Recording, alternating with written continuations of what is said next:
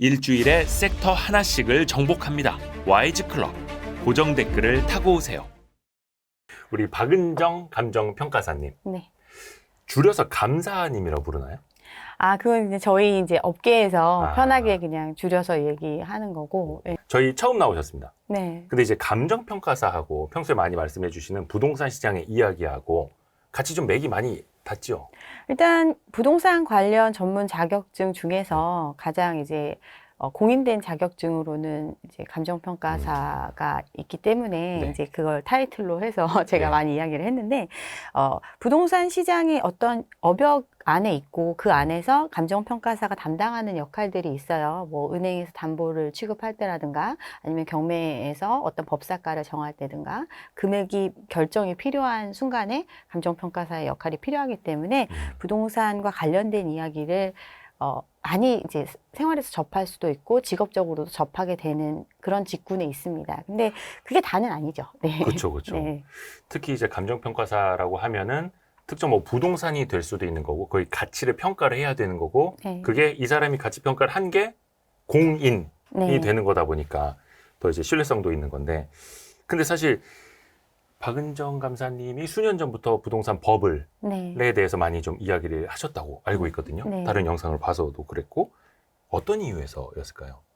그러니까 정도의 차이는 있지만 19년도에도 굉장히 어떤 버블의 상황이 심각한 상황이라고 판단을 했기 때문에 이제 이런 부분에 있어서 더 이제 심리적으로 가격에 대한 자극 또 어떤 상승에 대한 기대치 때문에 더 가격이 올라갈 수는 있지만 현실적인 시장에서 그 가격을 계속해서 지지해 주기는 어려운 상황이기 때문에 이런 물건을 이제 우리가 매입을 하게 되면 기본적으로 자기 자산만 가지고 매입을 하는 게 아니라 레버리지를 활용해서 이 시장에 들어오는 거기 때문에 가격이 조정되고 났을 때 정상적인 시장이 됐을 때 남는 어떤 부담감이 너무 크기 때문에 그런 부분에 대해서 경고를 많이 했습니다.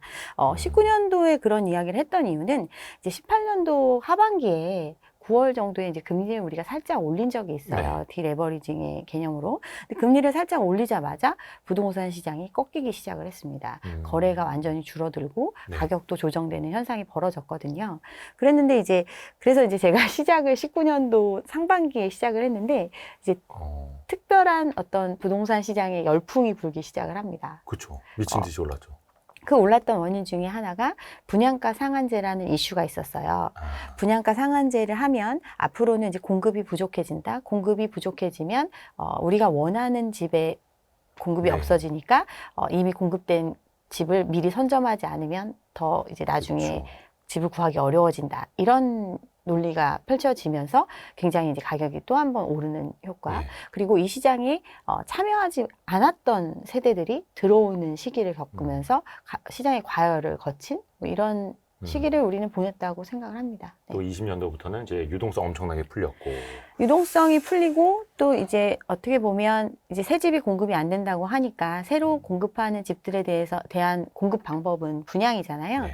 그러니까 분양을 할 때 청약 시장에 있어서 젊은 세대는 소외되는 그런 현상이 나타나고 젊은 세대 입장에서는 앞으로 공급이 안 되는데 새로운 집을 마련할 수 있는 길이 기성세대와 비교했을 때 막히는 현상이 벌어지니까 그러면 기축이라도 더 오르기 전에 사야 된다. 이렇게 경쟁적으로 이제 시장에 유입이 됐고 그 기저에는 기본적으로 이제 자기가 젊은 세대 같은 경우는 자산을 마련할 시간이 그렇게 충분하지가 않았잖아요. 자기 자산 플러스 레버리지를 활용해서 시장에 들어와야 되는데 자기 자산의 형성보다는 레버리지를 더 극대화하는 형태로 시장에 참여하는 이런 시장이 벌어졌던 거죠. 네. 근데 어찌됐든 간에 시장은 물론 이제 주식도 그렇고 부동산도 그렇고 이제 오버슈팅이라는 것들이 있지 않습니까? 네. 뭐 PIR, 뭐 소득 대비로 몇 배 이상은 뭐 이제 부담스럽다 하더라도 레버리지를 쓰고 들어오는 사람들이 또 이제 올려놓기도 하고 한데 근데 최근에도 보면 솔직히 2022년도부터 23년도 사이에 이제 집값이 많이 빠지기는 했죠. 네. 근데 감사님은 아직 거품이 빠지는 건 시작도 안 했다 이렇게 지적을 하신다고. 이 현재 상황에서도 마찬가지입니까? 왜냐하면 19년도에도 심각하다고 말씀을 드렸잖아요. 19년도 가격 수준에서도 또 상당 부분 가격이 상승한 형태로 지금 시장의 가격 호가가 형성되어 있는 시장이기 때문에 지금 최고점 보통 21년 하반기를 이야기를 하는데 그 당시에 가격 대비해서 일부 가격이 조정이 됐지만 아직 어떤 이런 과열 과 상승의 장이 이루어지기 전 수준까지 가격이 돌아온 게 아니거든요. 그러다 보니까 조금 더 지금은 어떻게 보면 초입 단계에 불과하니까 아직도 사람들이 가격 상승에 대한 기대감이 큰 시장이기 때문에 또 본인들이 또 높은 고점에 들어온 시장이기 때문에 이 가격에 대해서 미련을 버리지 못하고 있거든요, 지금은. 그죠. 네. 앵커링 이펙트가 좀 있죠. 네, 네. 내가 산 가격이 얼만데. 그렇죠. 예. 그렇기 때문에 또 당장 어떤 이걸 마련을 할 때 레버리지를 활용을 했을 텐데 그 레버리지를 끌었을 때 썼던 금리들은 당장 지금 금리가 올라간 것들을 반영하는 수준이 아니기 때문에 일정 부분 버틸 수 있는 힘이 좀 남아 있는 시장이거든요, 아직까지. 아하. 그러다 보니까 거품이 이제 조정되는 것도 좀 더디게 갔고 또 작년 같은 경우는 시장이 재작년부터 이렇게 거슬러서 생각을 해보면 네. 22년 하반기부터는 완전히 거래가 사라진 시장이 돼요. 거래 자체가. 네, 부동산 우리가 일반적인 거래량이라는 게 있는데 그 일반적인 거래량 대비해서 현저히 낮아진 거래량을 보이는 형태가 굉장히 6개월 이상 지속이 됐거든요. 서울 아파트 거래량 같은 경우는 1000건이 안 되는 거래량을 네. 보이고 이 1000건의 거래량 안에는 SH라든가 LH에서 공공매입하는 거래량이 포함됐음에도 1000건이 안 된다. 즉 일반적인 시장의 물건은 거의 거래가 안 되는 시장이었거든요.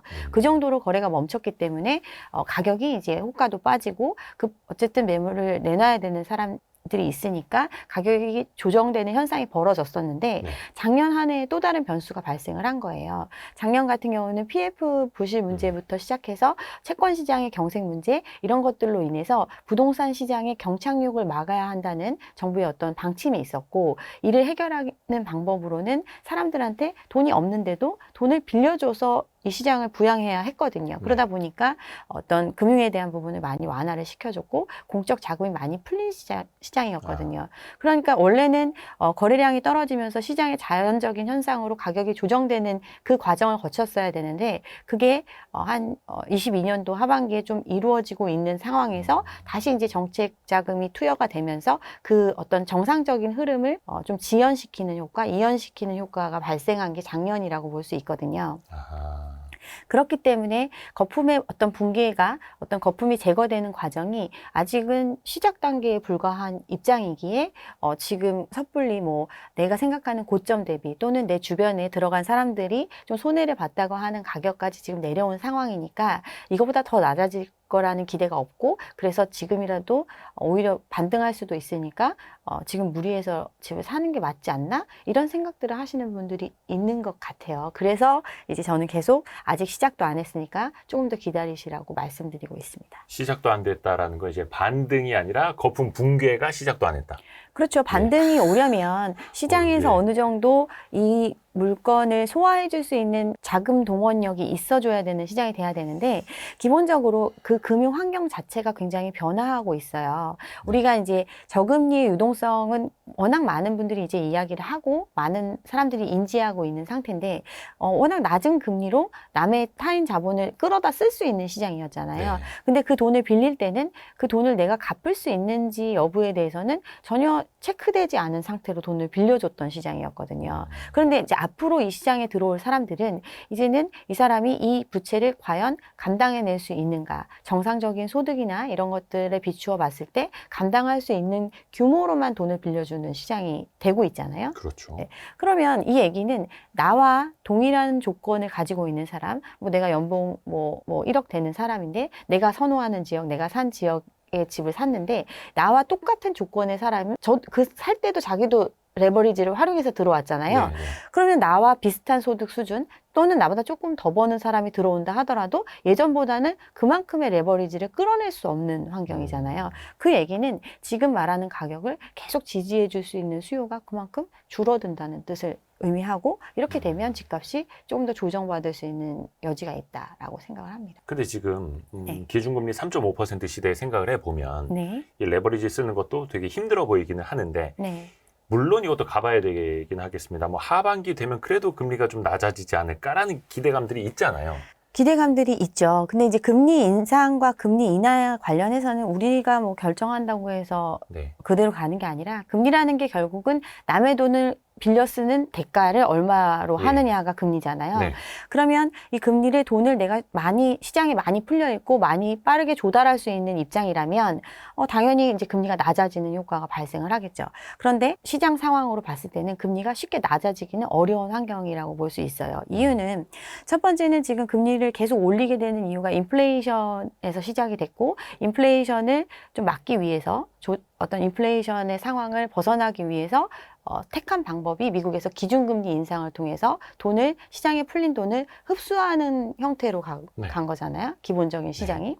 돈을 흡수를 하면 워낙 많이 풀었고 그 풀린 돈을 조금씩 흡수하는 조치로 금리를 올렸는데 그렇다고 해서 뭐 예전보다는 돈이 많이 줄었지만 여전히 어떤 투자를 위한 돈들이 시장에 있는 상태잖아요. 그러면 예전에는 돈을 원하는 곳에 누구나 다 빌려주는 시장이었다면 지금은 선택적인 방향으로 돈이 흘러들어갈 수밖에 없게 이제 규모가 줄어들었잖아요. 그러면 지금 미국의 어떤 주식이나 이런 것도 많이 다루신다고 하니까 미국의 자산 시장이 막 올라가고 막 이랬더니 아직도 뭐 금리를 올렸음에도 불구하고 우리보다 그렇죠. 훨씬 높은 금리인데도 아직도 가고 있잖아요. 이유는 미국에 대한 시장의 판단이 더 잘 갈 거라고 판단을 하니까 그쪽으로 자금이 쏠리는 거죠. 상대적으로 그렇지 않은 나라들은 돈을 구하기가 더 힘들어진다는 뜻이고, 돈을 구하기가 더 힘든다는 거는 그만큼 더 높은 값을 주지 않으면 돈을 빌릴 수가 없다라는 얘기잖아요. 이게 금리거든요. 그러면 아무리 우리가 기준금리를 낮게 가져가더라도 우리가 실제로 시장에서 은행에서 금리를 수신을 받아야 이제 돈을 빌려줄 건데 그 조달하는 금리가 시장에서 소화될 수 있는 금리로 가야 되고 그 금리가 올라갈 수 있는 개연성이 있는 시장이죠. 그리고 금리 인하라는 시그널이 나오면 좋은데 아직 금리 인하가 나오지 않는 이유가 아까 말씀드렸다시피 인플레 때문에 금리를 마구마구 올리는데 사람들이 그렇게 힘들어하지 않고 자산시장도 아무 문제 없이 지금 잘 굴러가고 있어요. 굳이 지금 금리를 낮출 이유가 있을까요? 인플레이션이 또 올라갈 수 있는 요인이 계속 발생하고 있는 상황에서 그렇기 때문에 뭐 미국의 뭐 금리 피벗이 뭐 올해 3월에 올 거다. 또 뭐 작년에는 또 뒤로 가고 또 작년에는 작년에 온다고 했었고 사실은 금리 인상이 시작되고 난 이후에 계속해서 금리 인하가 온다고 얘기했던 시장이었잖아요. 근데 현실적으로 지금 금리를 내릴 이유가 없는 거예요. 그러니까 지금 계속 뒤로 미뤄지고 있는 상태고 우리나라 같은 경우는 당장 닥친 문제 때문에 미국과 기준금리 차이를 굉장히 크게 가져가면서도 금리 인상에 있어서 굉장히 소극적으로 임했던 시장이었거든요.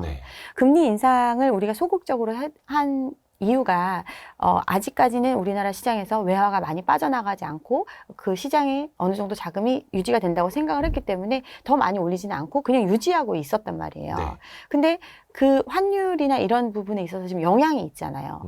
그러니까 우리보다 훨씬 더 안전하고 훨씬 더 성장성 있는 시장에서 우리보다 훨씬 높은 금리를 쳐주면서 자금을 끌어가고 있는 시장인데 우리는 그거보다 금리는 더 낮게 주면서 환차손이 생기는 구조잖아요. 지금은 이런 상태에 그럼 우리나라에 계속 돈이 더 유입될 수 있을까? 이런 종합적인 상황을 고려해 봤을 때 금리가 뭐 갑작스럽게 낮아진다. 그리고 낮아진다 하더라도 과거에 뭐 0.5% 기준금리 해가지고 뭐 2%, 3% 뭐 이렇게 빌려가지고 쓸 수 있는 시장이 다시 온다? 이렇게 보기는 어렵다는 거죠. 또 돈을 빌렸을 때 아까도 말씀드렸다시피 예전에는 이 돈을 빌려주는 거에 대해서 갚을 능력에 대해서는 보지 않았던 식으로 돈을 빌려줬었는데 지금은 갚을 능력을 따지는 거예요. 그러다 보니까 과거에는 30년 모기지로 돈을 빌려줬다면 지금은 40년 모기지, 50년 모기지 기간을 넓게 가져가면서 어떤 당장 다달이 부담하는 원리금을 낮춰주는 형태로 해가지고 돈을 빌려주고 있는 시장이거든요. 그러니까 이런 것들을 생각해 보면 뭐 금리가 이제 곧 내릴 거니까 레버리지를 활용해서 집을 사면 좋지 않을까 이런 판단을 섣불리 하기는 좀 어렵다는 거죠. 그러니까 대부분의 지금 이런 선택을 하셨던 분들 또 지금 그런 선택을 고려하시는 분들이 빌리는 돈에 대해서 갚을 거라는 생각을 안 해요. 그러니까 내가 가지고 있는 동안 유지를 하는 정도만 되면 되지 나중에 이걸 리셀을 하게 됐을 때 다 갚아낼 수 있을 거다라는 기대감을 가지고 돈을 빌리는 거거든요. 근데 이 리셀이 안 됐을 때는 그럼 어떻게 될까에 대해서 고민해야 되는 시장이라는 거죠. 그러니까 다들 그 생각으로 40년, 50년 모기지를 하는 거죠. 40년, 50년 이걸 내가 갚을 거라고 생각하는 게 아니라 내가 한 5년 가져가면 나중에 누구한테 좀 비싸게 더 팔 수 있어서 지금 빌린 돈 다 갚고 또 이익이 생길 수 있다. 이렇게 생각하기 때문에 뛰어든 시장이었거든요. 근데 정부에서는 이제 50년짜리 모기지도 하지 말라고 막아놨고 뭐 DSR도 뭐 스트레스 DSR 이런 거 이제 도입을 하면서 또 건전성 관리를 하고 있고 지난 2022년 정도만 하더라도요. 사실 부동산 시장에서 이게 본격적인 하락장이다. 아니면 이제 반등 나온다. 하락장 끝났다. 약간 좀 논쟁이 있었던 걸로 기억을 하거든요. 근데 23년도 특히 하반기 되면서 거의 이제 긍정론자들은 좀 이제 사라지기 시작을 했고 지금은 어떻습니까? 보시기에 상승론자, 하락론자. 그러니까 이제 상승론, 하락론을 이야기를 많이들 하셨던 시장은 시장에 대해서 사람들의 의심이 많았던 시장이었기 때문에 서로 네네. 어떤 양쪽의 의견이 서로 이제 지지하고 싶은 쪽을 지지하는 뭐 이런 형태로 시장이 흘러갔었는데 제가 생각하는 거는 이게 뭐 제가 뭐 하락론자라고 저를 많이 이제 이야기를 하시는데 네. 저는 하락론자가 아니에요.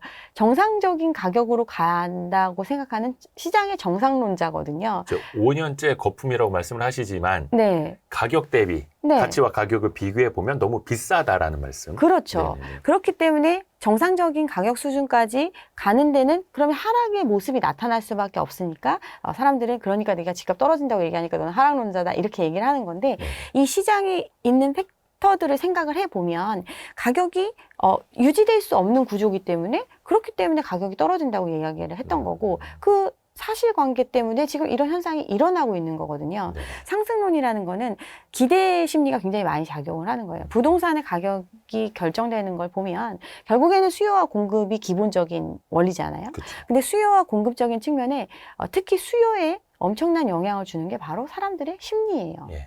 그러니까 시장이 계속 오른다는 생각이 기본적인 전제가 된다면 수요는 오르면 내가 이익을 보잖아요. 지금 샀다가 나중에 팔면. 그렇기 때문에 한 채만 수요하는 게 아니라 10채를 수요하고 싶은 시장이 되거든요. 네. 그러면 수요가 늘어나고 그러면 상대적으로 공급을 아무리 절대적인 물리적인 공급을 많이 하더라도 공급이 부족하다고 느낄 수밖에 없고 그러면 경쟁적으로 높은 값을 지불하게 되고 그러면서 가격 상승이 일어나는 거거든요. 과거에 그랬듯이. 네네. 네. 그런데 어느 정점에 달하고 나니까 더 이상은 그렇게까지 추격 매수하고 올라가서 사줄 수 있는 수요가 없어진 거예요. 그 이유는 사람들이 자금을 어디서 계속 끌어낼 수 있는 구조였으면 그렇게 지금 들어왔었잖아요. 그것까지 끝난 시장이 된 거죠. 그 결과가 우리 가계부채로 쌓여 있는 거고 그 가계부채에 대해서는 객관적으로 지금 이 규모가 시장에서 감당할 수 없는 규모의 빚을 지고 있다라고 판단하고 있는 거고 이런 상황이죠.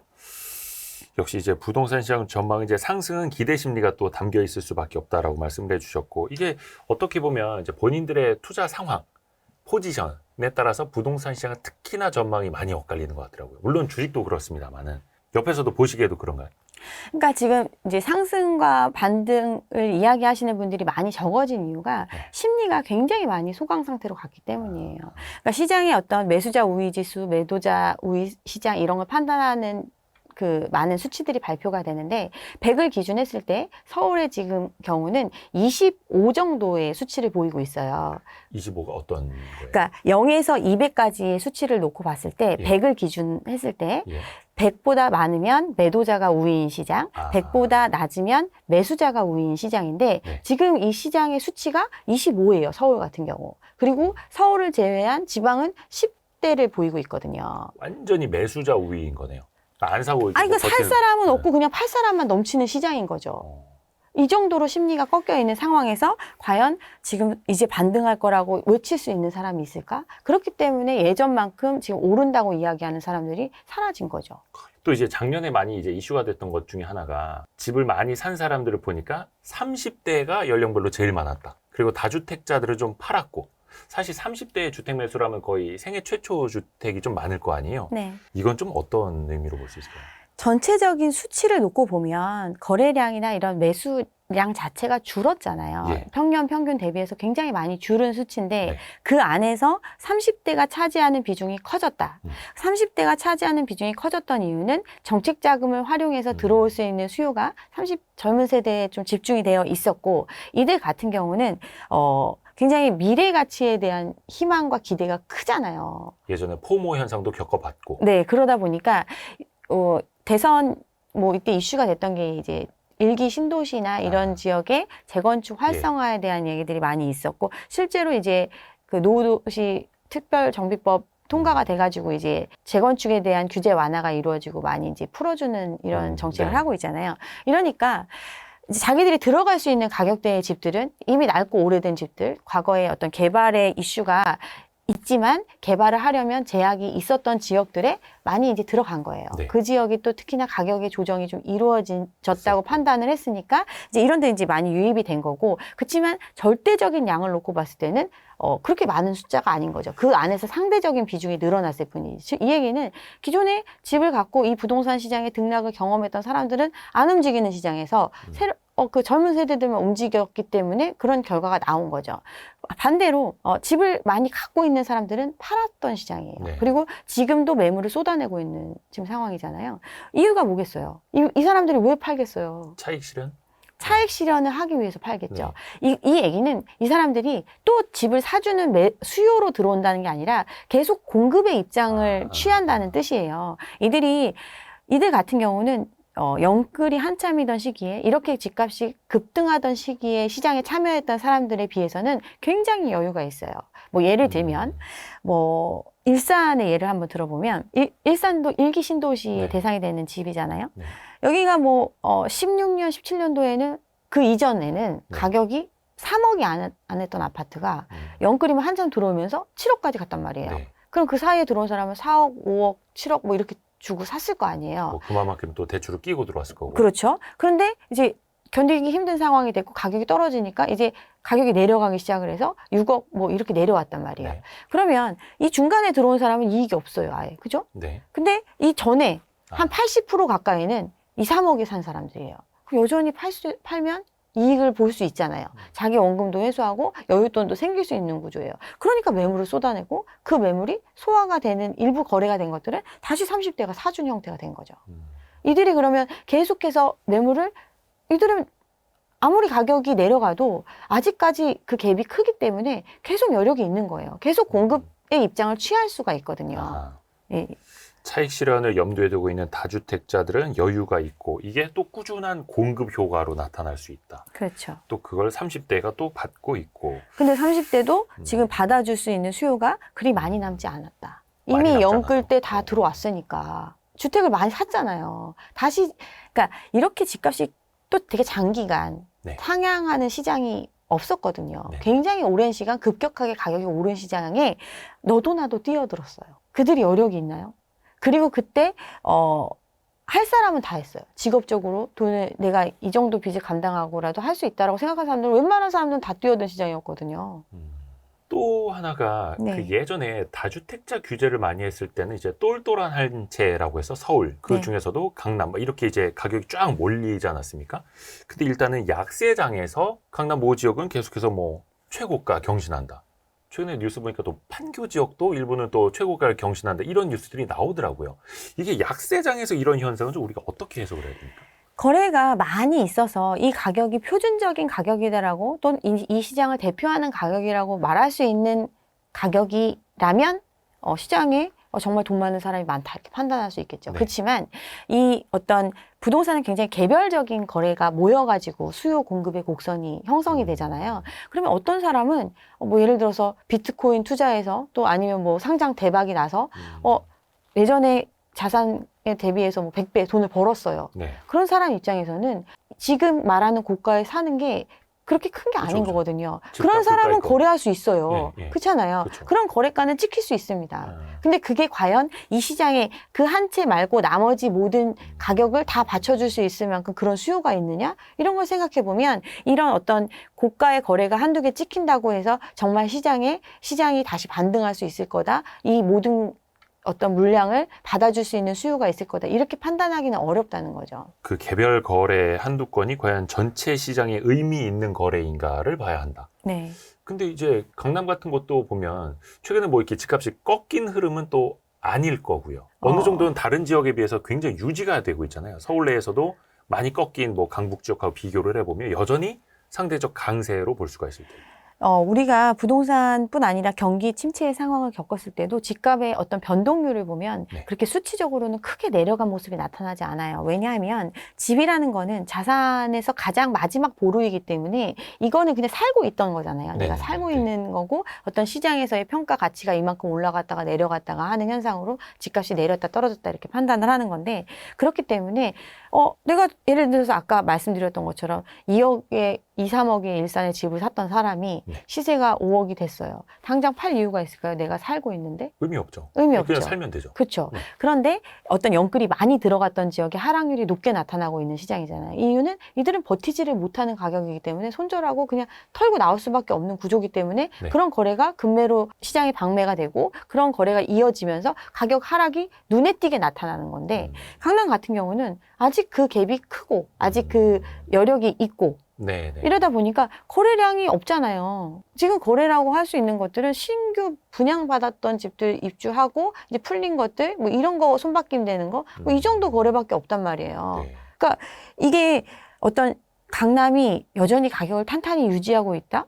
이렇게 판단할 수 있는 건지 아예 시장에 거래가 없는데 이걸 지금 알 수 있을까요? 그래서 과거에도 가격이 하락하는 시장을 겪었을 때 버블7 지역에 강남의 모든 구들이 포함되어 있었잖아요. 그만큼 어떤 폭이 컸던 상승폭이 컸던 지역의 어떤 조정은 필연적이라고 볼 수 있습니다. 그 많은 사람들이 이제 생각하는 게 강남 불패를 생각을 하는데 아직 그거는 이제 판정이 안 났다.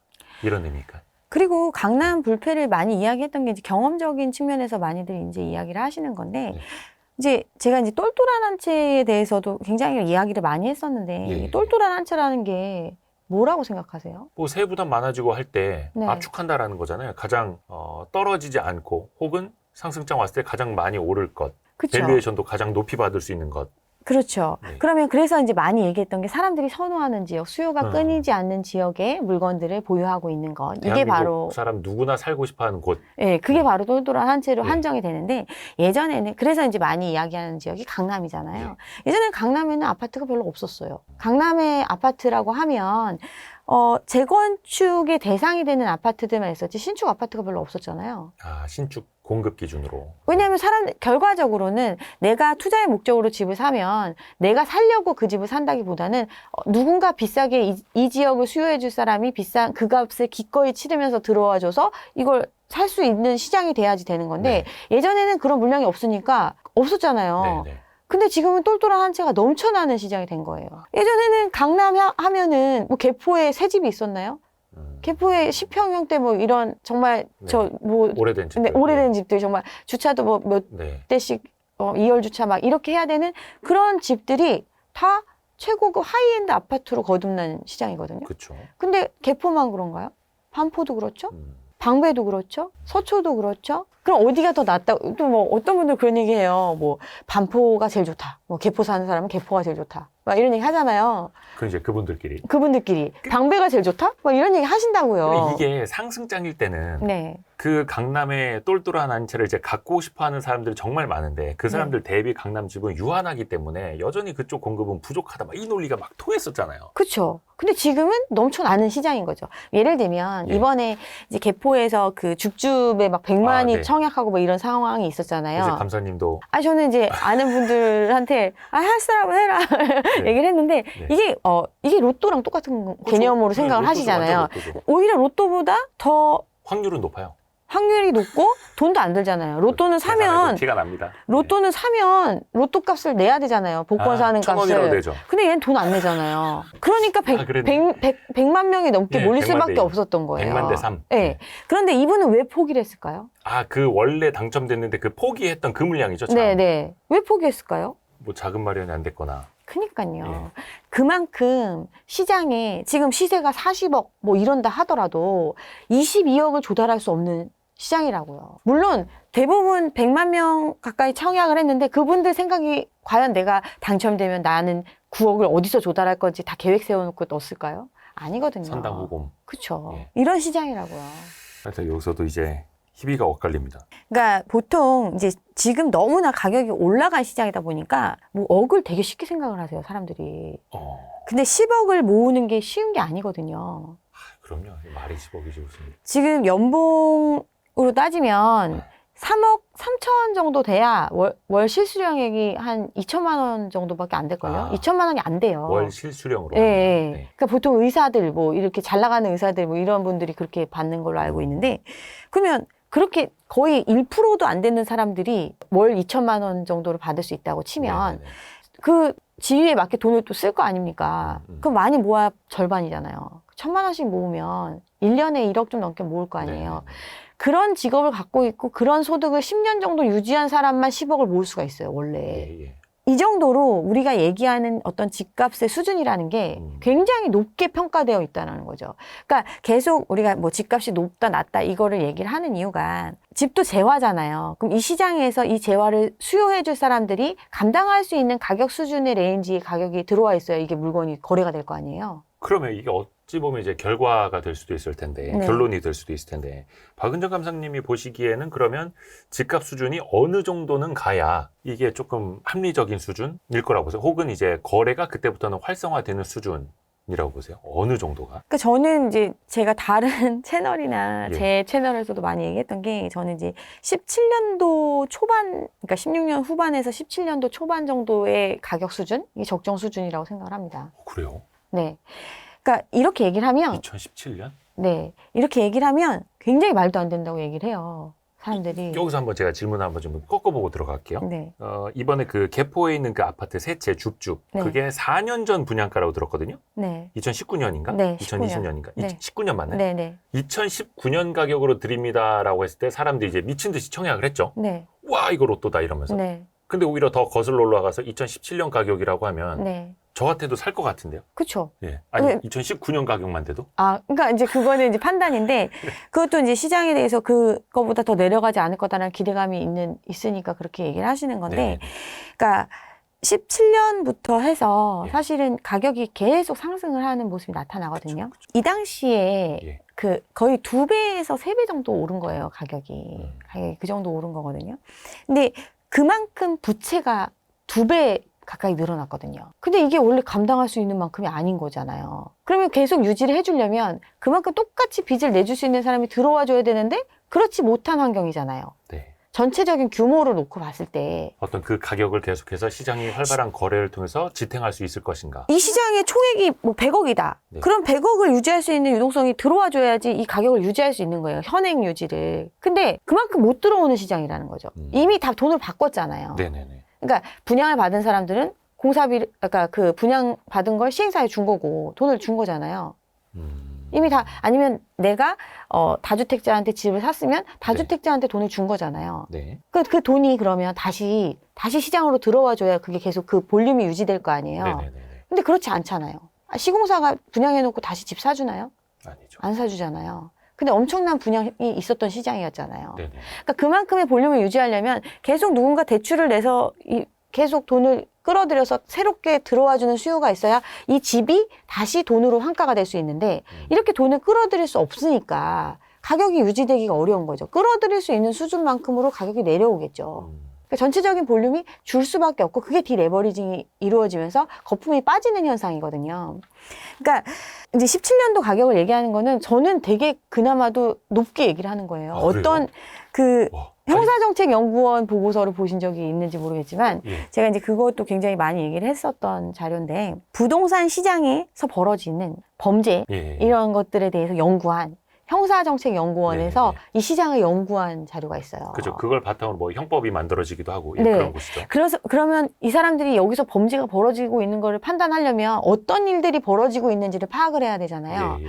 그거를 쭉 파악해 보니까 맺은 말이 뭐냐면 2015년도의 가격 수준이라도 지키려면 지금과 같은 행태가 빨리 개선돼야 된다라는 내용이거든요.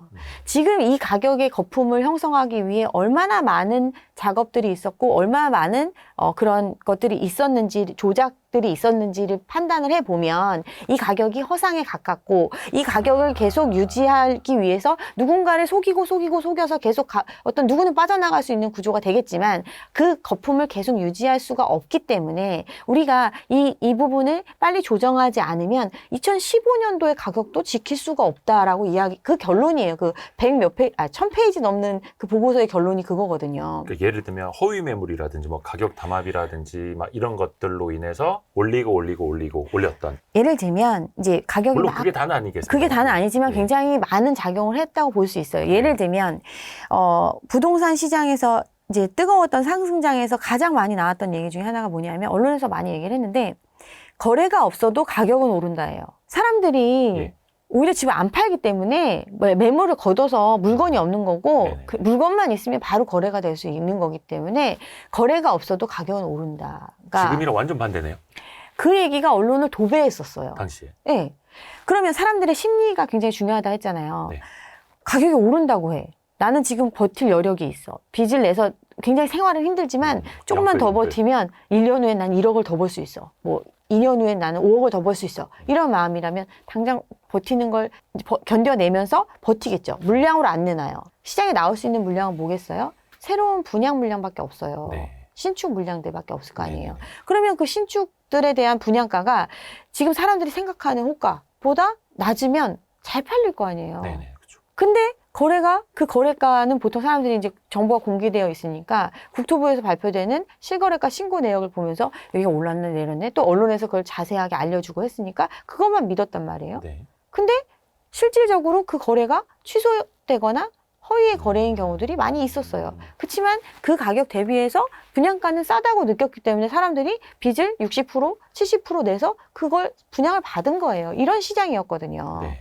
그러니까 우리가 지금도 뭐 잠실의 집이 10억도 안 했었는데 그 무슨 소리냐고 이렇게 생각할 정도로 예. 근데 이게 불과 5년 사이의 일이거든요. 어떻게 보면 그 앵커링 효과라는 것도 있고 믿고 싶은 대로 믿고 있는 것도 있지만 실질적으로 정말 그걸 다 받쳐줄 수 있는 시장이 아니기 때문에 계속 우리가 이제 얘기를 하는 거고 그게 또 실질적으로 받쳐줄 수 없으니까 이렇게 짧은 순간에 가격이 20, 30%씩 내려가는 현상이 벌어지는 거예요.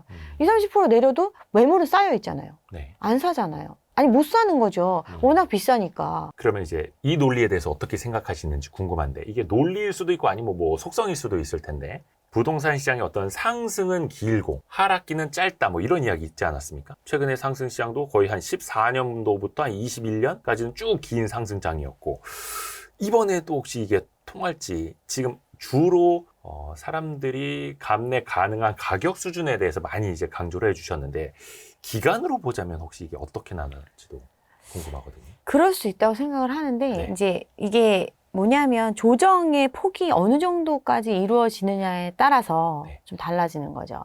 그러니까 우리가 올라간 게 천천히 서서히 떨어지면 그만큼 하락의 조정의 시간이 길어질 거고 가격이 많이 조정이 되고 나면 이제 또다시 지금 말씀하신 것처럼 뭐 당장 사회자님께서도 뭐 당장 뭐 19년도 가격입니다. 얼른 사겠다 이렇게 얘기하실 뭐 능력이 되시는지 아니 능력은 모르겠지만 안 되는데 네. 은행의 능력. 네네네. 그러니까 그런 사람들의 어떤 수요나 네. 이런 것들이 있다고 하면 그 바닥을 찍은 순간에는 다시 가격이 반등할 수 있겠죠. 그래서 어떤 하락의 장이 좀 짧아질 수는 있다. 그렇지만 어떻게 보면 이게 사람들의 지금 심리가 지금 말씀하시는 것처럼 19년도 가격까지 내려갈까? 17년도 가격까지 내려갈까? 또 내가 그 어떻게 보면 공급자의 입장이기도 한 사람들의 입장에서 보면 쉽지 않은 시간이잖아요. 그렇죠. 그렇기 때문에 좀 장기간 하향 안정화로 가는 길을 가지 않을까 이렇게 생각을 하는 거죠. 이게 어떤 짧은 기간에 어떤 대폭적인 어떤 조정이 이루어진다고 하면 이제 하락의 장이 짧을 수 있겠지만 어떤 전반적인 사람들의 이런 집을 대하는 태도라든가 또 현황들을 봤을 때는 조금 서서히 오랜 기간 하락하는 모습이 나타나지 않을까 생각합니다. 뭐 예를 들어서 뭐 한 20억 갔던 집이 한 1, 2년 만에 한 5, 6억 가면 바로 이제 바닥 치고 사람들이 싸다 그러면서 사겠지만 그렇죠. 그렇게 또 한꺼번에 내려갈 일은 없으니 이제 서서히 하향 안정화될 것이다. 그래서 네. 기간도 좀 길 수 있다 이렇게 보시는 거고요. 네. 그럼 이제 결과적으로 집을 사야 할 때는 언제일까요? 언제가 될 수 있을까요? 제가 항상 이야기를 하는 게 집을 사는 목적이 네. 무엇인지에 대해서 생각을 해야 되고 목적. 네, 내가 정말 이 집에 살려고 집을 사는 건지 아니면 그러니까 그 얘기는 내가 물건을 소비하는 것과 똑같아요. 이 집을 사서 내가 여기서 생활하면서 우리 가정이 굉장히 행복하게 주거 안정성을 가지고 계속 삶을 살아갈 것이다. 네. 이런 판단으로 집을 사는 건지 아니면 그 판단으로 사면 여기서 조금 빠지고 떨어지고 이런 게 중요한 게 아니거든요. 근데 그게 아니라 나는 이 집을 사서 굉장히 무리해서 이 집을 사서 어떤 이익을 보기 위해서 이걸 사는 건지에 대해서 일단 기본적인 전제가 중요하고요. 그러면 집을 살 때는 내가 어떤 시장의 변화에 휘둘리지 않을 수 있는 입장에 있는지를 보고 집을 사야 된다고 생각을 합니다. 가격이 중요하죠. 근데 그 가격을 마련함에 있어서 집값이 떨어지든 오르든 나는 이걸 장기간 유지할 수 있는 사람이라면 원하는 걸 사면 돼요. 네. 그런데 이 얘기는 리셀을 고려하지 않은 선택이거든요. 다시 누군가한테 팔아서 이걸 정리하는 것에 대한 기대감이 높은 게 아닌 경우에를 얘기를 하는 거예요. 이런 시장이라는 거죠. 그러니까 리셀을 고려하지 않고 또 내가 이 집을 계속 유지할 수 있는 정도가 되는 것. 그런 상황이라면 집을 언제든 사도 돼요.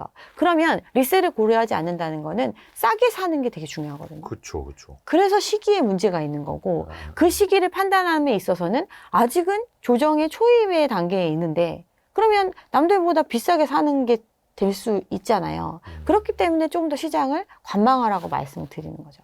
주식이든 그 부동산이든 싸게 사는 게 중요하다. 네. 그렇죠. 왜냐하면 평가 손이 나고 있는데 또 여유 있게 있을 만한 사람들은 또 많지는 않고. 그렇죠. 예, 아니면 애초에 그냥 나는 가격 상관없이 이곳에 제 살러 들어간다라고 네. 생각하면 이제 마음은 편한 건데 또 하나 정부가 그 재건축 재개발을 이제 활성화한다라고 하지 않습니까? 네. 어찌됐든 간에 이제 신규 주택을 공급을 하기는 해야 되는데 근데 정부는 이제 뭐 나름 파격적인 정책을 펼쳤다고는 하는데 시장의 반응은 지금 특히 저 하락장이어서 그런 걸 수 있고 아니면 이제 건축비가 많이 들어서 그런 걸 수도 있고 좀 뜨뜻미지근하지 않습니까? 이게 좀 어떻게 활성화가 될까요? 그러니까 재건축 재개발이 활성화가 되려면 예. 결국엔 이제 비용의 문제거든요. 비용. 그러니까 지금 일기 신도시 관련해 가지고 뭐 재건축에 대해서 많은 지원을 해주겠다라는 내용들이 있잖아요. 네. 용적률 뭐 200%짜리 750%로 늘려주고 뭐 이런 내용들이 있단 말이에요. 네. 용적률을 늘려준다는 거는 지금 살고 있는 세대보다 더 많은 면적을 지어서 조합원들한테 돌아가는 목 말고 일반 분양을 통해서 사업비를 충당해라.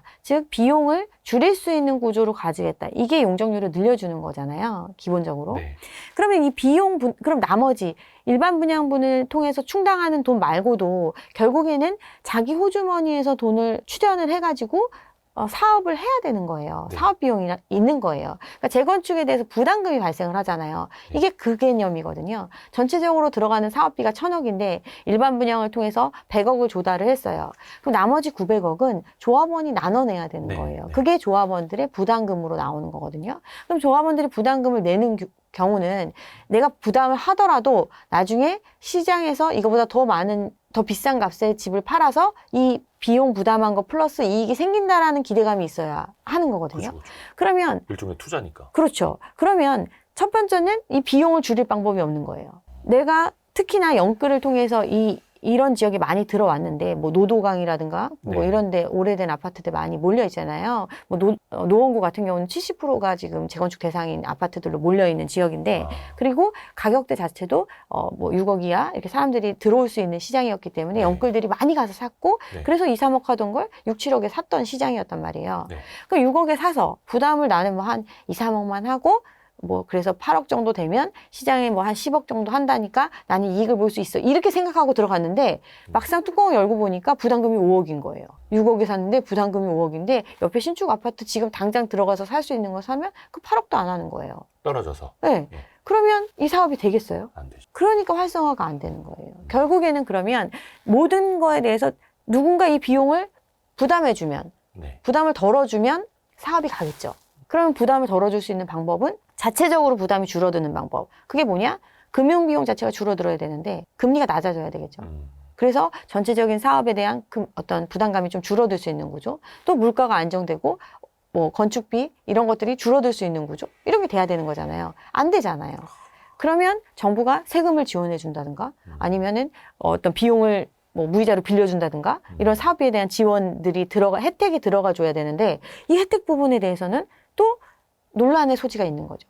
특정 단지를 위해서 전체의 세금을 쓴다? 사회적 합의가 될까요? 이런 여러 가지 부분들이 있기 때문에 재건축을 지금 활성화한다고 해도 안 되는 거예요. 결국은 비용의 문제다. 그렇죠. 그게 비용이 낮아지면 또 하지 말라고 해도 재건축 재개발은 활성화가 될 텐데 그렇죠. 지금 딱 생각해 보면 되게 요원해 보이고. 비용의 문제도 있고 두 번째는 그러면 밖에 팔았을 때 네. 일반 분양 또는 내가 어떤 조합원이 이익을 가져갈 수 있을 정도로 시세가 좋아야 되겠죠. 그렇죠. 그럼 시장이 부동산 시장이 화랑이 와야 되겠죠. 요원해 보이네요. 현재로 네. 봤을 때. 네, 현재로 네, 봤을 네. 때. 참 이게 어렵습니다. 왜냐면 이제 집값이라는 게 오를 때는 너도 나도 이제 공포감을 갖고 지금 안 사면 안 돼. 지금 못 사면 큰일 날 것 같아 라고 하는데 또 떨어질 때는 지켜보지 뭐. 한 1, 2년 더 지켜보지 뭐 또 이렇게 되고 세상이 무섭습니다. 근데 이제 이 질문도 아마 많이 들어보셨을 텐데 지금 재건축 재개발도 잘 안 돼. 신규 분양도 잘 안 돼. 건설사들도 미분양 날까봐 겁내고 있어. 그러니까 결국은 이 시장 돌고 돌지 않습니까? 그래서 결국 한 2, 3년 뒤에 돌아오면 또 그때 가면 공급 부족 때문에 다시 또 집값이 오를 수 있다. 이렇게 주장하시는 분들도 계시잖아요. 네. 어디 동의하시나요? 아니요, 동의하지 아니에요? 않죠. 그러니까 공급이 부족하다는 논리를 계속 이야기하시는 분들이 있는데 네네네. 공급은 수요의 상대적인 개념이에요. 수요의 상대적인 개념. 네. 내가 시장에서 모두가 100채의 집을 원한다. 그러면 아무리 많이 공급해도 부족해요. 근데 아무도 원하지 않는다? 그러면 100채만 공급해도 시장에 넘쳐나는 게 집이거든요. 지금 시장이 미분양이 많다는 거는 지금 건설사들이 착공을 안 하잖아요. 네네네. 그러니까 뭐 재건축 이런 거 합의 다 됐어도 삽도 안 뜨고 이렇게 하는 이유가 미분양이 되면 그러니까 공사를 시작하면 비용이 투입이 되잖아요. 근데 그 비용도 빚내서 일단은 공사를 한단 말이에요. 프로젝트로. 네, 그렇죠. 시공사는 이제 프로젝트 파이낸싱을 통해서 이제 대출을 받는 게 아니라 이제 자체적으로 어떤 공사비를 지급하기 위해서 또 대출을 받을 거 아니에요. 네네네.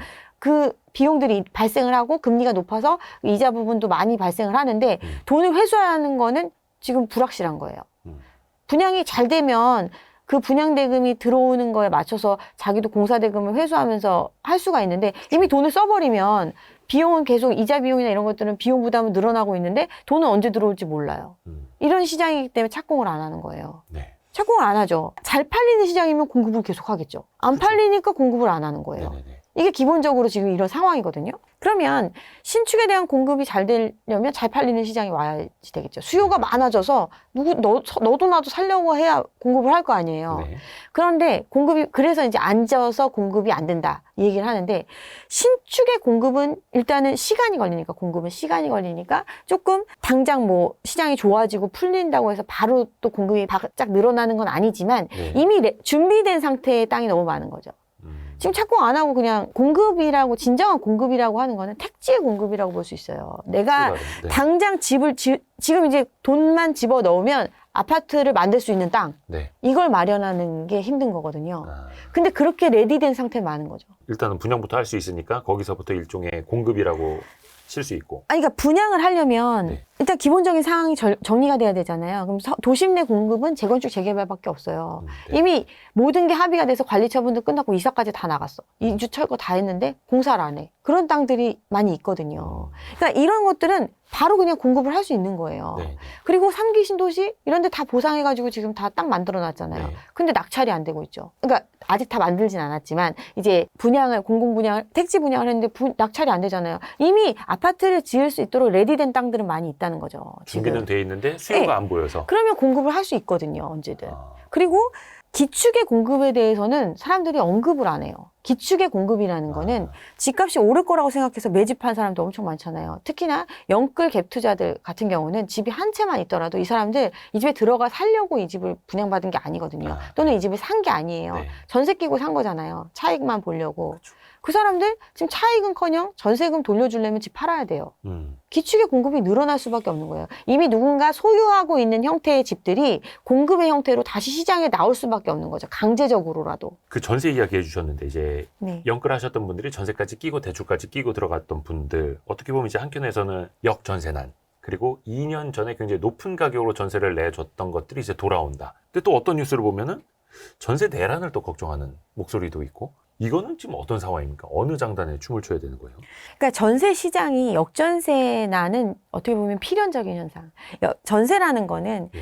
갭 투자자들이 전세를 끼고 집을 사잖아요. 예. 전세라는 거는 민간 사금융이에요. 내가 집을 빌려주는 대신에 그 대가로 무이자로 목돈을 빌려 쓰는 형태. 그래서 집주인이 되는 형태. 네. 이렇게 이미 레버리지를 극대화해서 활용한 게 그 갭 투자거든요. 근데 예전에는 그래서 임대차 3법이 도입이 되면 전세가가 많이 오른다. 그래서 미리 뭐 몇 년치를 땡겨서 받는다. 이러면서 전세값이 엄청나게 올랐잖아요. 네. 그 전세값이 올라가면서 높은 레버리지를 활용해서 일부 갭만 있으면 집주인이 되는 수요가 많이 시장에 유입이 됐어요. 네. 근데 이 시장에서 실제로는 그러니까 거래를 하려고 해도 이런 거래가 되게 많았던 거죠. 뭐 예를 들면 내가 집주인이야. 집을 팔아야 돼. 네. 근데 시장에 이 가격이 너무 올랐으니까 살 수 있는 수요가 없는 거예요. 그러니까 돈을 그만큼 지불할 수 있는 사람이 없어. 선뜻 없어. 네. 근데 갭 투자자들은 살 생각이 있어. 그러면 내가 전세 들어갈 테니까 나머지 차익만 줘. 음. 그렇게 껴서 들어가면 높은 전세가로 아니면 나가고 새로운 세입자를 받으면서 임대차 3법 때문에 전세가가 새로 신규로 들어오는 경우에는 전세가가 높게 형성이 됐었잖아요. 네. 그러면 일반적인 정상적인 상황보다는 더 높은 레버리지를 끼고 이 시장에 들어올 수 있었잖아요. 그렇게 이제 많이 들어왔단 말이에요. 갭 투자가 40% 이상 되니까. 네. 그렇게 들어왔는데 이제 정상적인 상황이 된 거예요. 4년이 끝났어. 네. 기존에 잠겨있던 물량도 시장에 나오죠. 네. 그럼 기존에는 그러니까 그 주변의 집들이 다 3억 정도의 전세였는데 임대차 3법 때문에 나는 4억 5천에 계약을 해놓은 거예요. 근데 3억짜리 물건 70, 80% 4억짜리 물건이 3억짜리 물건이 시장에 막 들어와. 네. 그러면 이게 4억 5천을 유지할 수 있을까요? 안 되죠. 안 되죠. 네. 그래서 역전세가 나는 거예요. 그렇죠. 그럼 역전세가 난다는 거는 민간 사금융으로 빌려 쓴 돈의 일부를 상환해야 되는 시점이 온 거예요. 만기 2년, 내가 2년을 아무 문제 없이 무이자로 쓸 수 썼지만 이제 2년이 되고 나니까 또 똑같은 금액을 빌려주는 게 아니라 이제는 몇 천만 원이라도 갚으라는 형태가 된 거예요. 네. 이게 역전세거든요. 이게 너무나 심각하고 이 집주인들이 이 자금을 돌려줄 능력이 안 되니까 또 시장에 이 금액을 내고 전세를 다시 새로 들어주는 사람이 없으니까 역전세난이 난 거거든요. 네. 이 문제를 해결하려고 대환대출이 나온 거잖아요. 네네네. 전세 자금에 대한 대환대출을 해주는 목적으로 작년에 들어왔던 정책 자금이 풀린 거거든요. 최초의 용도가 그거였어요. 그러면 2년의 시간이 더 벌 수가 있는 거죠. 그 상황을 모면했으니까 이제 전세는 보통 2년 하니까 그러니까 아주 급했던 상황이 좀 완화됐어요. 불을 끈 거죠 일단. 네. 그러면 과거에는 가격이 대폭 조정됐던 게 이제는 조금 여유가 생기니까 가격이 좀 더 올라가는 현상이 벌어지죠. 역전세난이 완화되는 현상이 벌어지는 거죠. 완전히 해소가 된 게 아니라 완화되는 현상이 벌어지는 거죠. 그런데 전세라는 게 그럼 전세 공급이 없느냐 네. 생각해 보면 그게 아닌 시장이거든요. 집을 여러 채를 보유하려면 전세를 끼지 않고는 여러 채를 보유할 수가 없잖아요. 그렇죠. 내가 그 집을 세 채 갖고 있으면 여기 이틀 이렇게 사는 게 아니잖아요. 예. 결국에는 누가 살아줘야 의미가 있는 그렇죠. 거고 그렇기 때문에 시장에 전세가 많이 있는 거거든요. 집을 유지하려면 전세 물량은 계속 나올 수밖에 없어요. 네. 근데 그동안 신규 공급은 상승장 동안에 서울 같은 경우는 평균 대비해서 15,000채, 6,000채씩 더 많이 공급됐던 시장이에요. 이 물량을 내가 들어가 살려고 분양을 받고 내가 집이 없는데 이걸 분양받았다. 이런 게 아니거든요. 네. 그만큼 전세 물량은 그냥 나올 수밖에 없는 구조예요. 예전에 있던 물리적인 양보다 더 많은 거예요.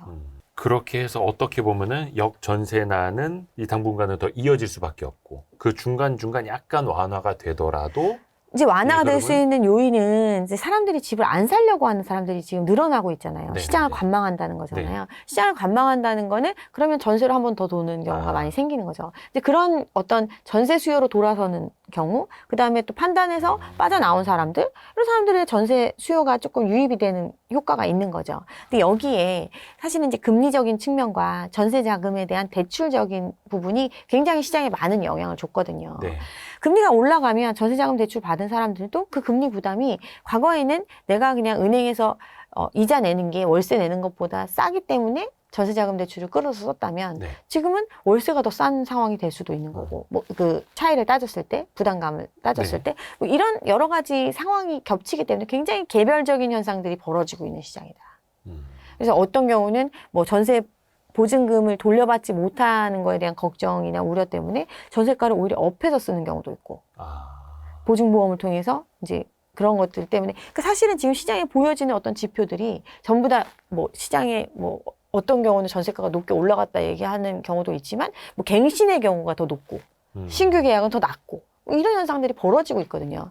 또 개별적인 사정으로 그리고 역월세를 제한해가지고 겉으로 계약은 뭐 이렇지만 실질적으로는 월세의 형태로 얼마를 현금으로 돌려주는 형태 이런 계약들이 굉장히 많이 지금 시장에서 벌어지고 있거든요. 그러니까 지금 전세가가 막 오른다 이렇게 판단하기는 좀 어렵다고 생각을 합니다. 근데 또 이제 집을 안 사고 전세로 들어가려는 사람들이 또 많아지면 어느 정도 전세 가격은 또 지탱이 될 수도 그렇죠. 있고 네. 이게 돌고 도는 건데 또 어느 정도 이제 전세 가격이 또 받쳐주면 네. 집값을 받쳐주는 매매 가격을 받쳐주는 그런 역할도 되지 않습니까? 전세가 전세가 집값의 하방 지지선 역할을 하는 게 맞아요. 그렇기 네네. 때문에 사실은 이 시장이 가장 큰 어떻게 보면 거품이 생길 수 있게 만들었던 게 전세자금 대출 영향이 예. 크다고 보거든요.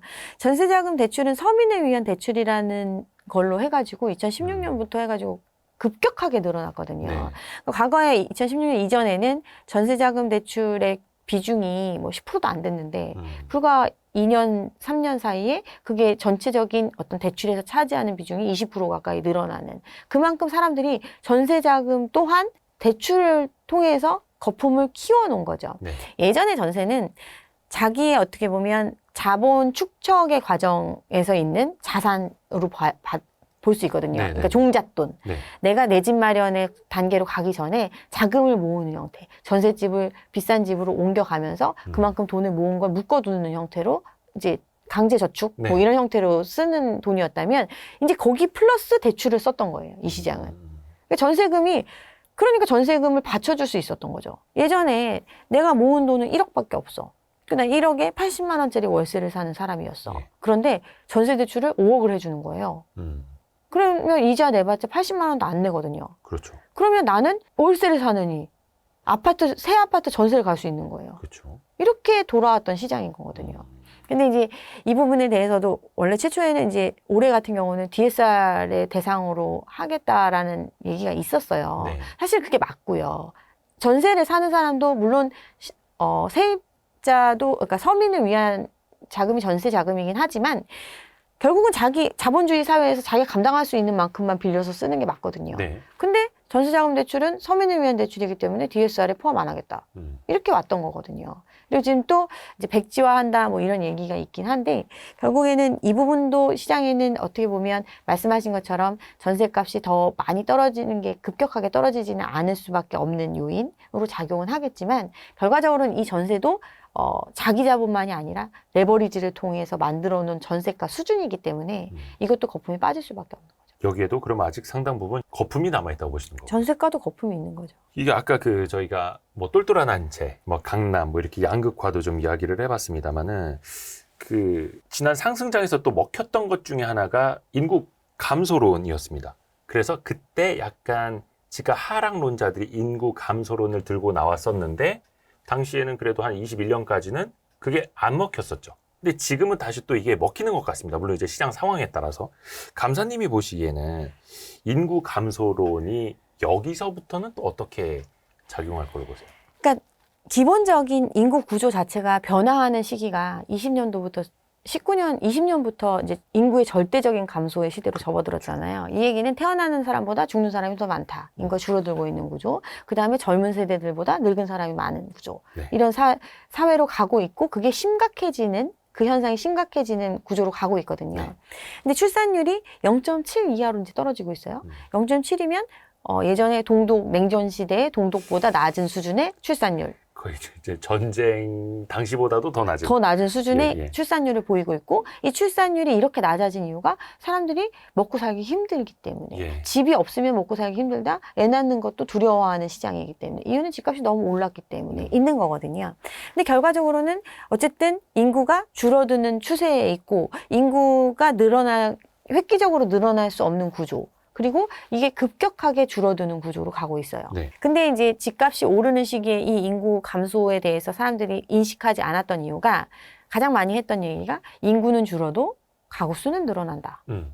그리고 1인 가구가 늘어나는데 돈 많이 버는 사람들이 많다.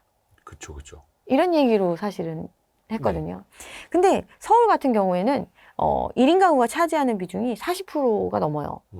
전체 가구 수 중에서. 네. 근데 1인 가구의 평균, 이거는 통계치거든요. 1인 가구의 평균 소득은 최저임금 수준 이하예요.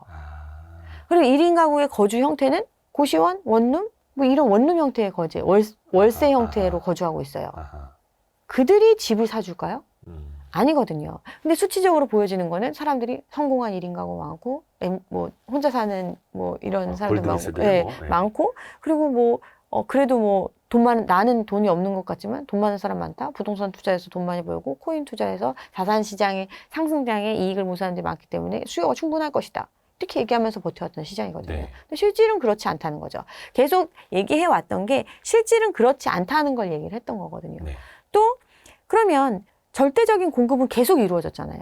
특히나 가격이 오르면서 예전에는 수원이나 뭐 이런 지역에는 그러니까 경기도권도 재건축이 쉽지 않았어요. 재건축, 재개발이. 왜냐하면 네. 비용 부담의 문제가 있기 때문에 근본적으로. 근데 분양가를 높일 수 있고 사람들이 막 사주는 시장이 되니까 사업이 빨리 진행이 되면서 경기도 수도권의 공급 물량이 엄청나게 많아졌어요. 네.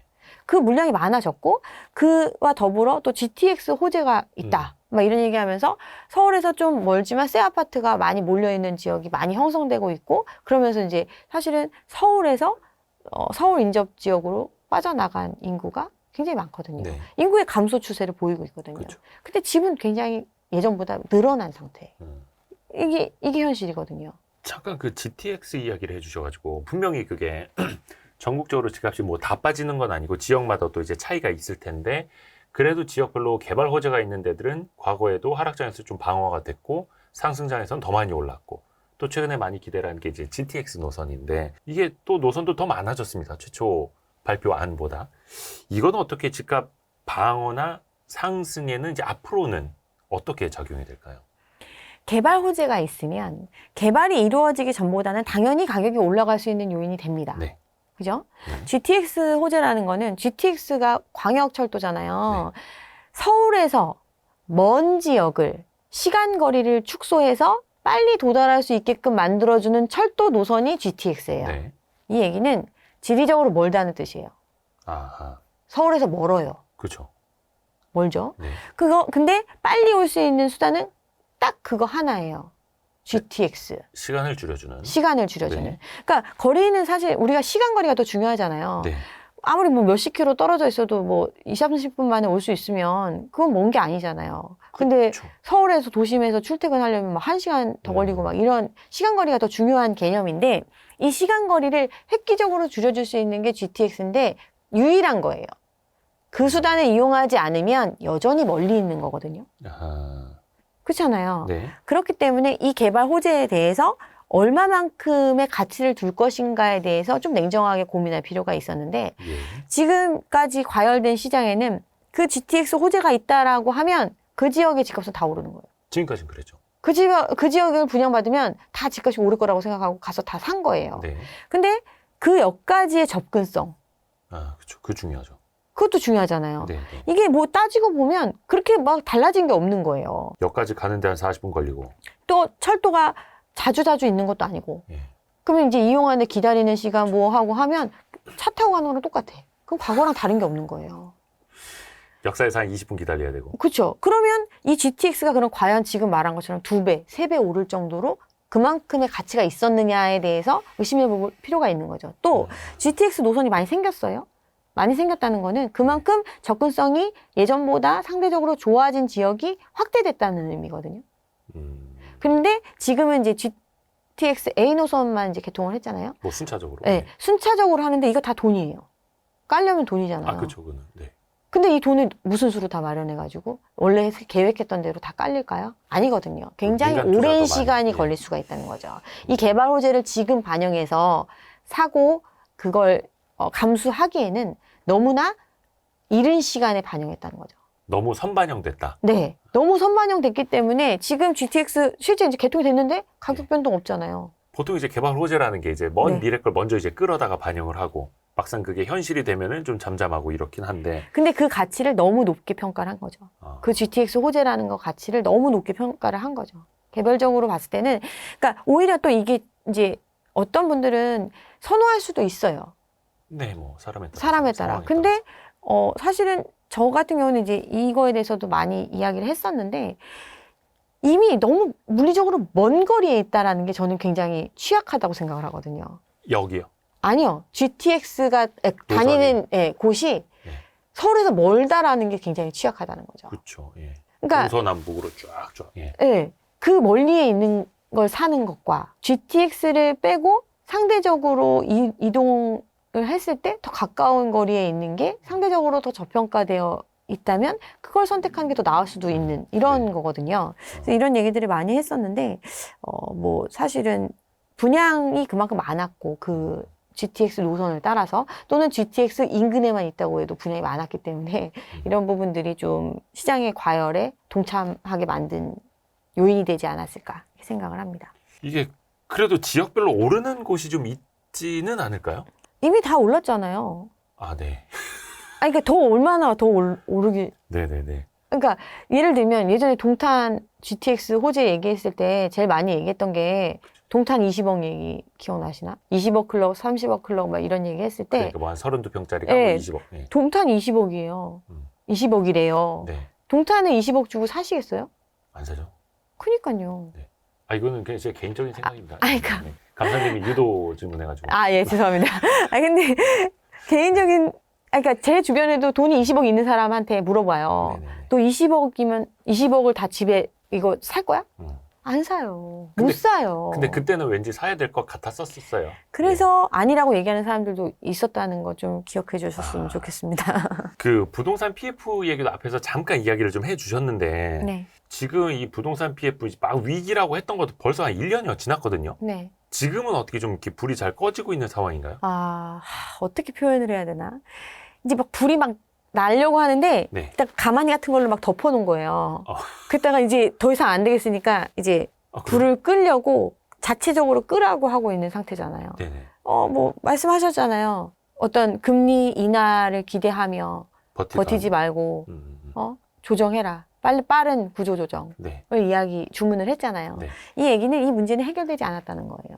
이연할 수 있었어요. 1년간. 음. 이연시켰던 이유는 가장 큰 기대가 곧 금리가 내릴 것이다. 좀만 버텨봐라. 곧 시장이 좋아질 것이다. 네. 그리고 이게 손실로 인식하는 순간 건전성이 하락하는 상황이 되잖아요. 네. 그 금융시장에도 문제가 발생될 수 있는 문제였거든요. 네. 그렇기 때문에 일단 미룰 수 있는 데까지 미룬 거예요. 가장 많이 미룬 형태 브릿지론의 연장 해줬잖아요. 네. 2번, 3번 이렇게 연기를 할 수 있었단 말이에요. 그 시간을 벌었는데 그렇다고 해서 해결된 게 하나도 없는 거예요. 빚이 더 늘었죠. 그러니까 빚을 빚으로 연명했으니까 이자를 더 빌려주면서 후치 이자로 빌려주고 버틸 수 있게 해주는, 망한다고 딱 선언해버리면 이미 디폴트가 돼버리니까 손실로 인식해야 되잖아요. 그렇죠. 근데 이걸 그냥 이연시키면서 간 거예요. 이제는 정리하라고 주문을 했고 정리를 하고 있어요. 그러니까 충당금을 쌓잖아요. 네, 손실에 우선. 대해서. 네. 그 부분은 은행 같은 경우는 작년에 1조 가까이 이미 해놨죠. 네. 그러면서 털었잖아요. 네. 또 여유가 있는 건설사들 이런 데들도 그 우발부채 이런 것들 털어냈잖아요. 네. 부실사업장 정리하고. 그렇게 내는 과정을 일부 선제적으로 하는 데도 있고 안 한 데도 있었는데 올해는 본격적으로 하라고 했고 캠코에도 또 그만큼 지원을 하고 있고 이제 그 본격적인 구조조정의 과정을 가고 있어요. 이유는 134조 정도의 PF 규모라고 했었는데 네. 지금 다시 얘기 나오는 건 200조 얘기가 나오고 있죠. 그 200조가 나오는 이유는 PF의 형태가 아니라 담보대출 형태 있잖아요. 토지담보대출 형태라든가 네. 아니면은 이제 이미 그 증권화된 것들 이런 부분들 때문에 그런 것들 규모까지 다 포함을 하면 200조 규모의 PF 이제 문제가 있는 거예요. 대출이 있는 거예요. 네. 근데 이 PF 문제의 해결은 프로젝트 파이낸싱이잖아요. 네. 물건이 다 팔리고 사업이 완결돼야 해결될 수 있는 거잖아요. 프로젝트 자체가. 네, 프로젝트가 자체가 성공을 해서 그 돈을 갚을 수 있을 거다라는 기대감을 가지고 돈을 빌려준 거잖아요. 그렇죠. 근데 그 성공에 대한 확신이 점점 사라지는 거죠. 근데 돈을 빌려준 사람들이 내가 이 돈을 회수하고 싶은데 후속 주자로 누군가 빌려주는 구조가 돼야 되는데 다른 기관에서 돈을 다 안 빌려줘요. 그럼 내가 계속 안고 갈 수 없잖아요. 그쵸. 그러면 어떤 사람은 나는 50억을 빌려줬기 때문에 이거 그냥 당장 지금 공매 경매에 들어가도 50억은 건질 수 있어. 이런 데 정리하겠죠. 정리하고 싶겠죠. 네. 근데 그 뒤에 들어온 사람은 그렇게 되면 나는 손실이 10억이 인식돼, 20억이 인식돼. 이런 사람들은 정리하고 싶지 않겠죠. 그렇죠. 이런 문제가 1년 동안 계속 진행돼 왔던 거예요. 네. 그러면서 지금은 이제 금융기관들이 본인들 건전성을 위해서 정리하고 있어요. 그래서 이제 공매 물건들도 늘어나고 또 부실 부분에 대해서 이제 털어내기 위해서 NPL 물건도 많이 늘어나고 이런 상황으로 가고 있어요, 지금. 그러니까 근데 이제 사실상 200조에 육박하고 그러면은 일단은 좀 해결을 하기 위해서 시작을 한 건데 이거는 이제 아직 멀었다. 시작을 했는데 결국에는 누군가 나서서 도와줄 수 있는 게 아니에요. 본인들이 스스로 이제 해체하고 그렇죠. 누군가 더 이제 이 사업을 끌어갈 수 있는 사람한테 이걸 덜 손해보고 넘기든가. 그렇잖아요. 아니면 손해보는 거는 자기들이 감당할 수 있는 만큼 털어내면서 부실을 이제 인식하면서 가야 되는 거죠. 이 과정에서 버틸 수 있는 여력이나 어떤 룸이 마련되지 않은 기관들은 도태될 수밖에 없는 거죠. 인수합병들이 많이 벌어지겠죠. 근데 이게 부동산 PF 부실화 문제가 네. 부동산 시장이 이제 냉각이 되어 있어서 얼어붙어서 결과적으로 부동산 PF까지 전이가 된 거잖아요. 근데 이게 또 다시 부동산 시장을 냉각시키는 또 하나의 원인이 되고 계속 결과 원인 이렇게 악순환이 맞물려 있다 볼 수 있나요? 시장 자체가 너무 과열됐던 시장이었기 때문에 네. 가게는 집을 사면 돈을 번다고 해서 빚을 낼 수 있는 한 최대한 내서 집을 예. 사는 구조로 갔던 거고, 기업들은 이 PF를 벌인 사람들은 내놓기만 하면 물건이 팔린대. 그러면 아무리 비싸게 지금 땅이 없어서 개발을 못하지 사기만 하면 난 대박 날 수 있어. 이러니까 그냥 경쟁적으로 높은 값을 주고 땅을 산 거예요. 그렇죠. 근데 땅을 사는 자금은 돈이 없었어요. 근데 대출을 해준대요. 빌려준대. 그게 브릿지론이잖아요. 네. 근데 금융기관 입장에서도 이거 내가 잠깐 뭐 3개월, 네. 6개월 빌려주면 금리를 이자를 엄청 많이 준대요. 그리고 누군가 이제 본 PF 되면 그거 싹 갚아주고 나는 이제 이자만 잘 받고 빠져나올 수 있는 거예요. 계속 빌려준 거예요. 그런 구조로 돌아갔던 시장이에요. 똑같이. 근데 이제 시장이 안 좋아지니까 이제는 내가 하이 리스크 하이 리턴으로 고금리로 빌려준 거였는데 하이 리스크가 없었던 시장이었다면 네. 이제는 하이 리스크가 현실화된 거예요. 요것도 좀 시간은 더 많이 걸려 보이네요. 그렇죠. 그 2008년 글로벌 금융위기 거치고 그 이후에도 뭐 저축은행 사태까지 이제 이어질 정도로 당시에 부동산 PF 문제가 되게 심각했었잖아요. 네. 물론 그 이후에 경제 규모가 많이 커지기는 했습니다만 네. 그래서 뭐 비례적으로 부동산 PF도 당연히 이제 늘어났을 거고 당시랑 지금이랑 비교해 보면 그 심각성은 좀 어때요? 그러니까 구조적으로는 많이 이제 그때 경험했던 것들이 있기 때문에 네네네. 조금 더 이제 피해를 분산시킬 수 있는 구조로 가고 있기 때문에 충격을 조금 흡수할 수 있다 이렇게 보고는 있지만 예. 근본적인 문제는 이 규모가 너무 커진 거예요. 절대적인 규모 자체가 너무 많이 커졌고 금리가 고금리의 상황으로 가고 있는 거예요. 금융 비용이 늘어나는 구조잖아요. 네. 그리고 우리가 다른 나라들의 개발 사업, PF 사업들처럼 어떤 에코티 자기 자본의 규모가 뭐 30%든 50%든 이런 정도가 투입된 시장이었다면 네. 조금 견딜 여력이 있겠죠. 근데 지금은 내가 10%를 넣고 90%를 빌려가지고 땅을 산 시장이잖아요. 네네. 근데 이 10%를 날리면 네. 이 사람은 이제 끝나는 건데 나머지 90% 빌려준 사람들이 문제되는 거잖아요.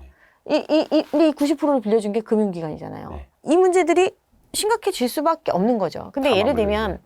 작년에 이제 새마을금고 사태가 있었잖아요. 예. 근데 PF 부실이 있어서 예. 뱅크런의 조짐이 보였고 그거에 대해서 이제 정부가 새마을금고에 대한 부분까지 보증하겠다. 네. 이렇게 나서면서 진화됐던 그쵸. 이런 일을 겪었잖아요. 그래서 새마을금고가 대주로 들어간 경우가 많이 있는데 다 지금 정리하고 있잖아요.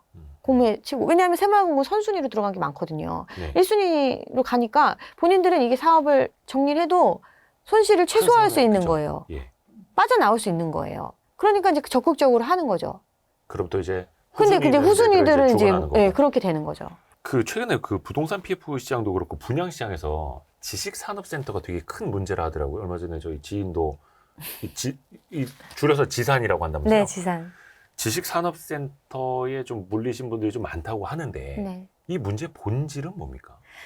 그러니까 지식산업센터가 뭐냐면 예. 아파트형 공장이에요. 그렇죠, 아파트형 공장. 공장은 보통 생각하면 이렇게 넓은 땅에 예, 예, 공장 이렇게 몇 개 산업단지. 지어가지고 산업단지에 있는 것들 이런 거를 생각을 하는데 요즘에는 이제 그게 아니라 아파트 형태로 그렇죠. 공장업을 할 수 있게끔 이렇게 여러 층에 걸쳐서 이렇게 건물을 아파트처럼 지어놓은 거예요. 공장을 뭐 모아서. 도심 인근에도 있고요. 네. 그러면 이런 물건들은 기본적으로 네. 자기가 사업하는 사람들이 분양받으라고 하는 거예요. 원래. 네네. 진짜 공장이 필요한 사람들. 그렇죠. 사무실 사업하는 필요한 사람들한테 저리로 돈을 빌려줄 테니까 그렇죠. 여기다 사업을 해서 경기가 좋아지게끔 경제 이바지하게끔 하는 거잖아요. 네. 그 어떤 그런 제조업들이나 이런 것들을 많이 활성화 그렇죠. 시켜주는 게 그런 차원에서 이제 하는 건데 이거를 이제 부동산 시장이 뜨거우니까 또 돈은 뭐 넘쳐나고 이러니까 이걸 이제 투자의 개념으로 생각을 한 거예요, 사람들이. 분양을 받으면 이제 입주할 때가 되면 가격이 오를 것이다. 시세 차익을 볼 수 있을 것이다. 이런 개념으로 분양을 많이 받은 거예요. 근데 아까 말씀드렸다시피 사업하는 사람들한테 분양하게끔 만든 게 이건데 네. 그래서 사업자를 이제 내는 거예요. 네네. 내가 실제로 임대 사업 할 건데, 뭐 예를 들면 나중에 이제 월세 주고 뭐 이렇게 해서 하려는 사람도 있을 거고, 시세 차익만 보려고 하는 사람도 있을 거고, 어쨌든 투자의 개념으로 들어간 사람들이 있는데, 이 사람들한테 대출을 싸게 활용을 하려면 사업자가 있어야 되잖아요. 네. 그러니까 가장 내기 쉬운 사업자들을 많이 내가지고 분양을 받은 거예요. 일단 분양을 받은 거예요. 네. 잘 팔리는 거예요. 10%만 있으면 분양받을 수 있으니까. 아. 계약금만 있으면. 분양을 받아요. 그 나머지는 이제 은행에서 대출을 해주고 이렇게 했는데 이게 잘 되니까, 잘 팔리니까 너도 나도 짓는 거예요. 그렇잖아요. 그렇죠, 그렇죠. 잘 팔리는데 안 만들겠어요? 엄청 많이 팔았어요. 네. 분양이 많이 됐어요. 그리고 서울 말고 수도권 인근에 굉장히 많이 그런 분양이 있었거든요. 근데 이제 이 입주할 때가 돼서 실제로 입주하는 거는 말씀드린 것처럼 사업하는 사람들이 입주해야 되잖아요. 네. 수요가 그렇게 많겠어요? 실제로는 실제로는? 없죠. 수요 이상으로 일단은 공급이 지식산업센터가 엄청나게 공급이 됐다는 거고. 됐죠. 그리고 대출을 거의 90% 활용해가지고 들어온 사람, 소유자가 된 사람들인데, 임대가 안 나가는 거예요. 임대를 주려고 해도. 네. 수요가 없으니까. 그 임대가 안 나가면 이거는 이제 실물이기 때문에 관리비도 그렇고 계속 돈이 계속 나가요. 나가는. 이자도 계속 나가요. 그렇죠. 근데 3%대 빌렸던 이자가 5%가 됐어요. 네네네. 이자가 2배가 된 거예요. 못 버티는 거예요. 네. 그러니까 경매로 나오는 거죠.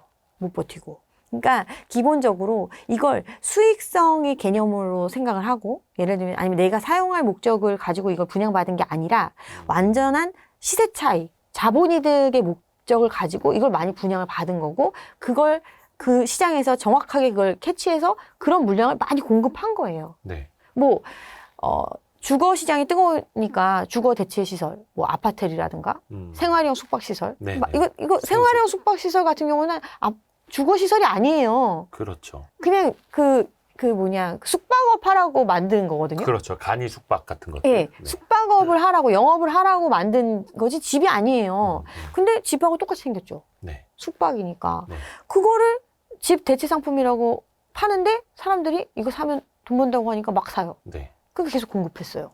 그게 지금 그 후유증이 나타나는 거죠, 이제. 또 거기에도 많은 분들이 이제 물려 있는 거고. 그쵸. 지식산업센터도 마찬가지인 거고. 그쵸. 이것도 어떻게 보면 이제 투기가 만들어 놓은 공급 과잉, 또 거기에 물려 있는 건데, 이것도 그러면 또 해소가 되려면 이거는 하세월입니까? 이제 사실은 이제 이거를 분양을 많이 했고 공급이 많이 됐는데 실제로 이제 안 차고, 그러니까 네. 채워지질 않으니까 수요가 계속 이제 있어야 계속 비용만 발생하는 형태잖아요. 그럼 네. 버티는 사람이 있을 거고 못 버티는 사람이 있을 거잖아요. 이 과정을 거쳐서 거품이 조정이 돼야 되는 거죠. 여기도.